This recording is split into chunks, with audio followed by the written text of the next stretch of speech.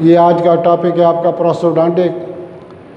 प्रोस्टो का मतलब है कि artificial replacement of the missing part of the mouth and jaw. ये है प्रोस्टो का मतलब।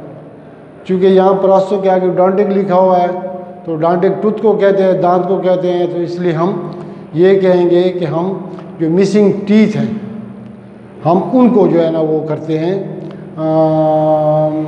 रिप्लेस या उसको करने को वो करेंगे। इसको हम कहते हैं प्रोस्टोडोंटिक। प्रोस्टोडोंटिक में फुल डेंजर भी आते हैं, पार्शियल डेंजर भी आते हैं, फिक्स दांत भी आते हैं जिसको हम पोर्सिलीन वगैरह या जरकूनियम वगैरह, ये आजकल जो नई टेक्नोलॉजी आई हुई है। अच्छा, इसमें तो प्रोस्टोडोंटिक की तो मैंने आपको ये कर दी कि आर्टिफिशियल रिप्लेसमेंट ऑफ टीथ हो गया। इसके अलावा अगर किसी के मुंह में बिल्कुल दांत ही ना हो, यानी मैक्सिलरी आर्च खाली और मैंडिबुलर भी खाली, तो इसका तरीका जो है असल में ये है तो प्रैक्टिकल, लेकिन चलो मैं आपको थोड़ा सा बता देता हूँ कि एक मटेरियल होता है थर्मोप्लास्टिक। यानी थर्मोप्लास्टिक का मतलब है कि जब आप उसको गर्म करते हैं तो वो नरम हो जाता है और जब वो ठंडा हो तो सख्त हो जाता है। ये एक ब्राउन कलर का मटेरियल होता है जिसको कंपो या कंपोजिशन कहते हैं। इसको गर्म पानी में डाल दिया जाता है। पहले ट्रे की सिलेक्शन की जाती है, अपर और लोअर दोनों की। उसके बाद कंपो को जो है गर्म करके ये जब नरम हो जाती है उस ट्रे में डाल के, तो उसके बाद इम्प्रेशन या नाप ले लिया जाता है अपर का और लोअर दोनों का।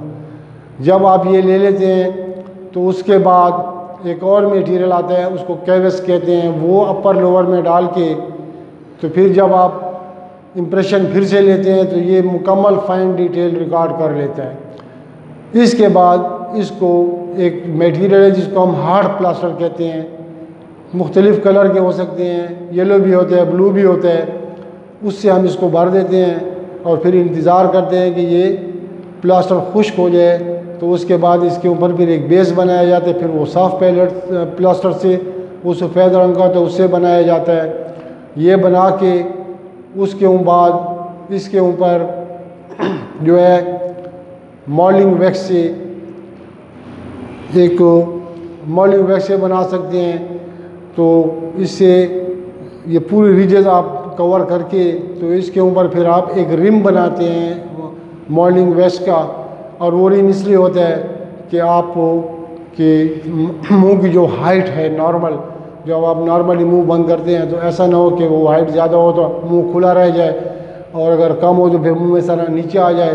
तो वो नॉर्मल हो उसको करके फिर इसको ट्राई किया जाता है पेशेंट के मुंह में, ये सब कुछ चेक करके उसके बाद इसमें दांत लगाए जाते हैं।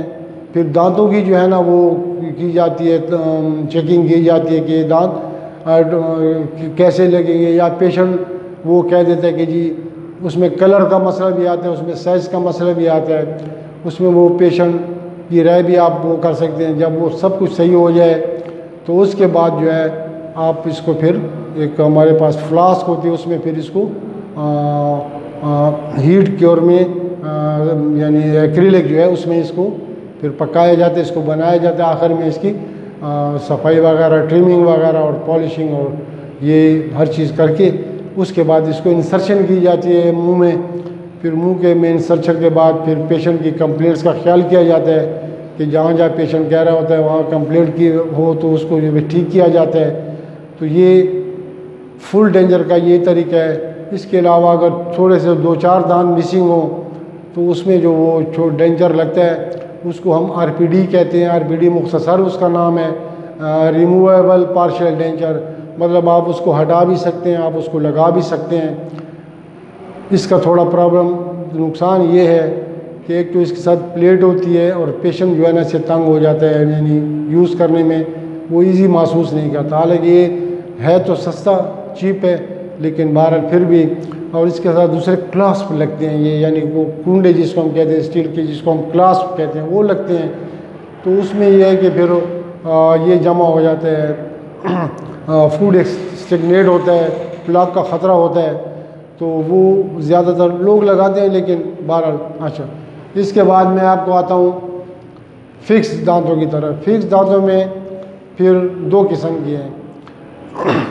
फिक्स दांत जो हैं, एक को ब्रिज कहते हैं, एक को क्राउन कहते हैं। क्राउन जो है, जब एक दांत आपका ख़राब हो और उसी के ऊपर एक आर्टिफिशियल हमने दांत लगाना हो, चाहे वो पोर्सलीन का बना हो, चाहे वो जरकूनियम का बना हो, तो इसको अगर एक दांत हो उसको हम क्राउन कहते हैं, और अगर एक से ज़्यादा दांत हो फिर हम उसको ब्रिज कहते हैं। फिर ब्रिज में जो है, जो ये स्पेस होती है जिसमें दांत नहीं होते, इसको स्पैन कहते हैं। लेकिन ब्रिज का ये मसला है कि आपको ये जो आपके नेचुरल टीथ हैं जिन पे आपको सपोर्ट लेनी है, ये हेल्थी और मज़बूत होने चाहिए ताकि इसमें कोई प्रॉब्लम ना हो। यानी ये चूँकि फिक्स सीमेंट के साथ लग जाते हैं, तो इसलिए ग्लास साइनोमर के साथ तो ये ज़रूरी है कि इनका वो हो। और जो साथ में जो दांत जिन पे ये सपोर्ट कहते हैं उसको अबैटमेंट कहते हैं। ये जो दरमियान में स्पेस है इसको स्पैन कहते हैं। जो दरमियान में आर्टिफिशियल दांत उसको लगते हैं इसको पोंडेक कहते हैं। तो इसका भी यही तरीका है कि कटिंग की जाती है अक्लूजल साइड से, मीजल साइड से, डिस्टल से, लेबियल से, लिंगुअल से, ये सारी 5 तरफ से कटिंग करके तो एक स्पेस क्रिएट कर ली जाती है ताकि जब फिक्स दांत आए तो उसकी हाइट इसके बराबर हो। उसके बाद ये नाप लेके फिर इसको हार्ड प्लास्टर में भर के और इसको जो है ना फिर लेबॉर्ट्री भेज दिया जाता है। फिर लैब से ये बन के आ जाते हैं और फिर उसके बाद फिटिंग होती है और कोई कंप्लेंट हो पेशेंट का तो वो करते हैं। कि पार्शियल डेंजर ज़रा चीप है और फिक्स महंगा है। फिक्स जो है ना ज़रा लोग पसंद करते हैं, एक तो नेचुरल होता है, एस्थेटिक सेंस है उसमें। पार्शियल में ये मसला है कि वो हिलते हैं जब आप खाना वगैरह खाते हैं, और जैसे फुल डेंजर हो तो तकरीबन 4-5 माह तो ट्रेनिंग लेनी पड़ती है कि वो जब पेशेंट ज़बान थोड़ी सी हिलाते हैं तो वो नीचे का डेंजर जो है ना वो बाहर आ जाता है। तो ये थोड़ा फ़र्क है इसमें फ़िक्स और पार्शियल में। और आजकल एक और चीज़ आ गई है तो ये फ़िक्स जो है ये इसके एबटमेंट मजबूत होने चाहिए, और दूसरी बात ये कि इसके अपने जो नेचुरल टीथ हैं जिसको हम एबटमेंट कहते हैं वो ठीक ठाक मजबूत होने चाहिए। अगर वीक होंगे तो फिर वो नहीं चलेगा। खुदा हाफिज़। और चैनल को आप सब्सक्राइब करें, आपको पसंद है तो आप लाइक करें, कोई पूछना हो तो कमेंट्स में पूछ सकते हैं। और उस वक्त तक मैं आपको खुदा हाफिज़ कहता हूँ, फिर इंशाल्लाह मिलेंगे। अस्सलाम वालेकुम।